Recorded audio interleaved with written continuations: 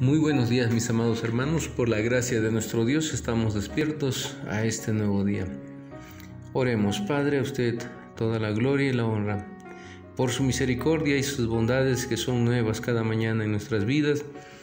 Una vez más rogamos su Espíritu Divino nos guíe, Señor, y nos dé entendimiento para comprender su voluntad, conocerle, Señor, y así poder amarle conforme a su voluntad. Rogamos esta gracia, Padre bueno, para nosotros, para toda su iglesia, Señor, para los que buscan su nombre, los que inquieren, aquellos que desean, Señor, amarle en profundidad, en espíritu y en verdad. Así pues, rogamos que su Espíritu Divino nos esté guiando en todo, Señor, cuanto sea su voluntad. Mis amados hermanos, hoy hablaremos sobre la iglesia. Nuestro tema de hoy es la iglesia.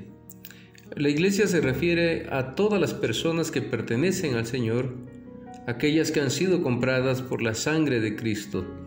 Hay diversas imágenes y expresiones que son también utilizadas para definir o describir la iglesia en la Biblia.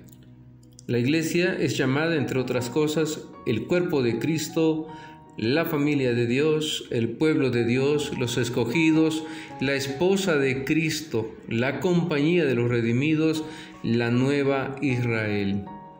La palabra que utiliza el Nuevo Testamento para iglesia, de donde proviene nuestra palabra eclesiástico, significa aquellos que han sido llamados como una asamblea.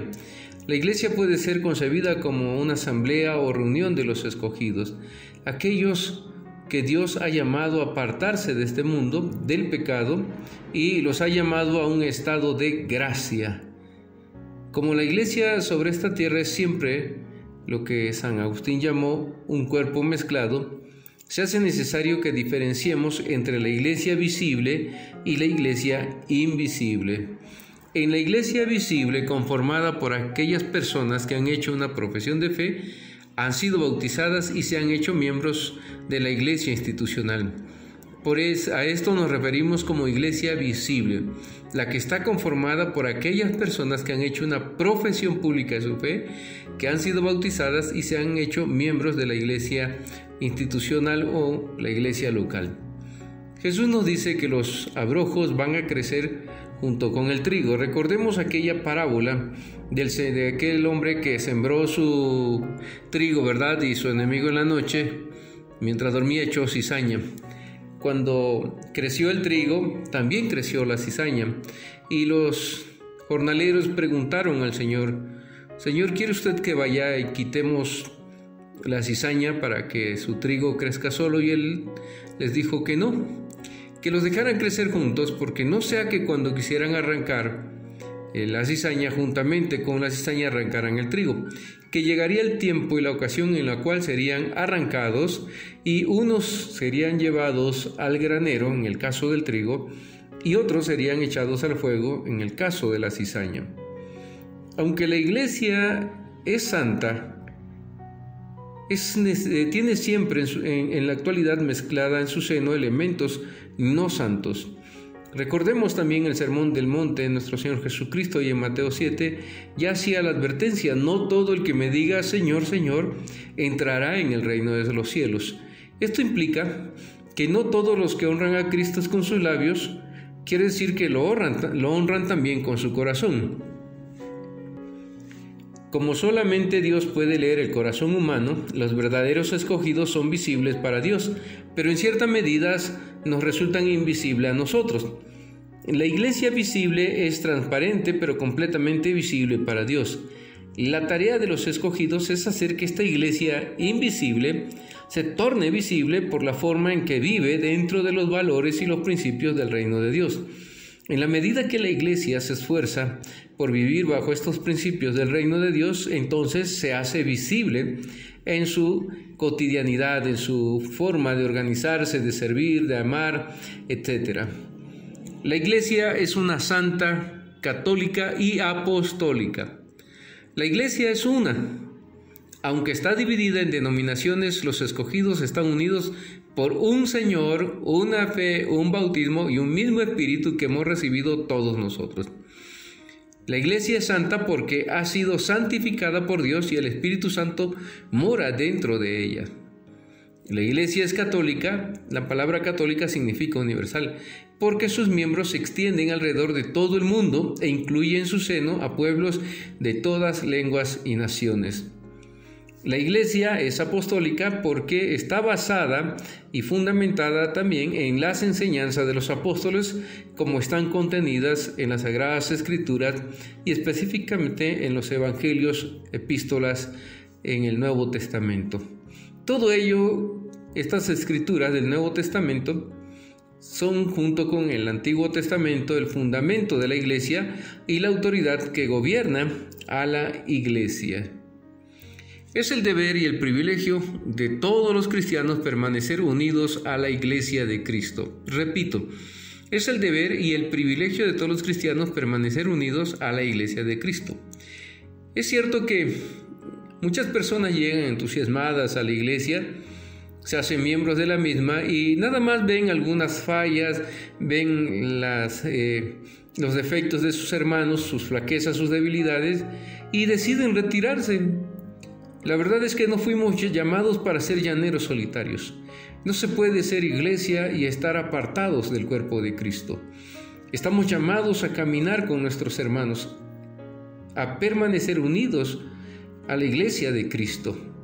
Jesús dijo en aquella parábola, ¿verdad?, de San Juan 15, la vid y los pámpanos, dijo, porque separados de mí nada podéis hacer. Y se nos ha ejemplificado en las Escrituras que Cristo es la cabeza y la iglesia es su cuerpo. Aquel que dice, yo amo a Cristo pero no quiero nada con su iglesia, es como si dijera, amo a Cristo pero aborrezco a su esposa, que es la iglesia. Mis hermanos, tenemos que aprender a caminar unidos, a permanecer como el cuerpo de Cristo visible en la tierra, y en la medida que nos soportamos unos a otros en amor, en la medida que nos perdonamos, nos servimos unos a otros, el cuerpo de Cristo se hace visible aquí en la tierra. Es importantísimo comprender que no se puede ser iglesia separados del cuerpo de Cristo, y somos iglesia en la medida que nosotros nos incorporamos a la institucionalidad o al cuerpo de Cristo local. Hacemos nuestra profesión pública de fe, nos bautizamos y nos integramos y nuestros dones los desarrollamos dentro de este cuerpo. Sí, con todas sus fallas, con todos sus defectos, mis hermanos. No hay una razón para separarnos del cuerpo de Cristo, a menos que en la iglesia donde estemos se haya corrompido la doctrina, donde ya no se predique la palabra de Dios. Más adelante hablaremos sobre las señales de la iglesia verdadera, pero baste decir ahora que no hay razón para que una persona se separe del cuerpo de Cristo o no quiera vivir dentro de la unidad dentro de sus hermanos porque vea fallas, porque vea defectos, porque vea flaquezas o debilidades entre sus propios hermanos. Una de las tentaciones que han surgido en estos tiempos que pasan muchas personas es la de querer en alguna manera quitar lo que ellos llaman el cáncer dentro de la iglesia, la cizaña dentro de la iglesia, ¿verdad? Pero como hemos visto en las Escrituras, no estamos llamados nosotros a quitarlo. Nosotros estamos llamados a testificar del amor de Cristo en unidad dentro del cuerpo de Cristo. Llegará el momento en que el Señor, ¿verdad?, en la cosecha final corte el trigo y la cizaña y los separe. Esta es una simbolismo de lo que será el juicio final, donde unos entrarán a la vida eterna y otros al infierno. Así que, mis hermanos, es contrario a la unidad de la iglesia el querer cada quien vivir y hacer como le parece, sin estar bajo autoridad, sin estar en comunión con sus hermanos, porque nos parezca que hay muchas fallas y flaquezas dentro de los que están a veces como líderes.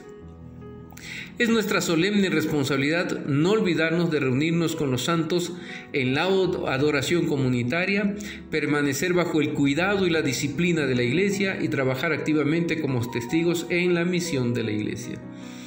Todo aquel que se separa de sus hermanos, que no está bajo el cuidado y la disciplina de la iglesia, se engaña a sí mismo. pretende que desarrollará un ministerio, que hará algo para su Señor, pero no está dentro del cuidado y la disciplina y la adoración comunitaria de la iglesia. Por eso, mis hermanos, debemos tener mucho cuidado cuando estudiamos las Escrituras, porque muchos se han apartado bajo engaños del diablo, bajo mentiras de Satanás, aborreciendo a la iglesia y pretendiendo que van a amar a su Señor. La iglesia, entonces, mis hermanos, debemos también aclarar otro punto, no es tanto una organización como un organismo. Está conformada por partes vivas, se le llama el cuerpo de Cristo. Entonces, hay que tener cuidado, por otro lado, de equivocarnos y pensar que la iglesia es una organización. No, la iglesia no es tanto una organización, lo repetimos, sino es un organismo dinámico, vivo, que es movido y vivificado, direccionado por el Espíritu Santo. Así pues, todo aquel que pretenda tener una responsabilidad en cualquier área dentro de la iglesia debe comprender entonces que no estamos dentro de una organización como si de una empresa se tratara. Porque aquí quien dirige, quien guía es Cristo, porque Él es la cabeza. Él ha nombrado responsables frente a su iglesia, pero estos responsables no son autónomos, ni van a ser como ellos quieran ni como les parezca. Más bien todos aprendemos a ser guiados y dirigidos, nutridos, sustentados por aquel que es la cabeza. Y el cuerpo, de una forma dinámica y viva, se nutre entre las coyunturas, entre los miembros de este cuerpo, y se van edificando todos para crecer en amor. A esto es a lo que llamamos el cuerpo de Cristo. Del mismo modo que el cuerpo humano está configurado para funcionar como una unidad a través del trabajo cooperativo de todos los miembros, donde hay una interdependencia de las muchas partes, así también la iglesia es un cuerpo que muestra su unidad y su diversidad. Aunque está gobernada por una cabeza, que es Cristo, el cuerpo tiene muchos miembros, cada uno con los dones y las riquezas que Dios le ha dado para contribuir a la obra de todo el cuerpo. Si cada uno ocupase su lugar con humildad, con sencillez, el cuerpo de Cristo se edificaría de una manera impresionante. Olvidando nuestras competencias, olvidando nuestros criterios, olvidando todas estas cosas que nos separan, debemos comprendernos como un solo cuerpo, con humildad, con amor, y edificarnos mutuamente conforme lo revela la Escritura. Como resumen de este día del tema de la iglesia, diremos que la iglesia está compuesta por aquellas personas que pertenecen al Señor, que fueron compradas al precio de su sangre. La palabra bíblica para iglesia significa aquellos que han sido llamados. La iglesia sobre la tierra es siempre un cuerpo donde están mezclados los cristianos con los no cristianos. El trigo y la cizaña siempre van a estar allí y van a desarrollarse. La iglesia crecerá juntamente, allí estará el trigo. La iglesia invisible es visible únicamente a Dios. La iglesia es una, santa, católica y apostólica. La iglesia es un organismo similar al cuerpo humano.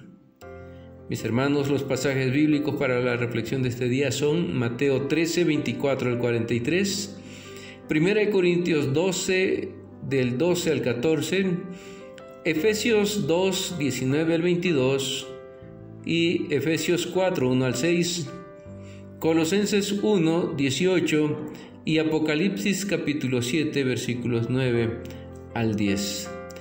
Que Dios les bendiga, mis hermanos, sigamos meditando sobre estas doctrinas fundamentales y que ellas sirvan para afianzar nuestra fe y nos ubiquen en nuestras tareas y responsabilidades como el cuerpo de Cristo. Dios les bendiga, mis amados hermanos. Si el Señor lo permite, mañana continuamos con nuestras reflexiones.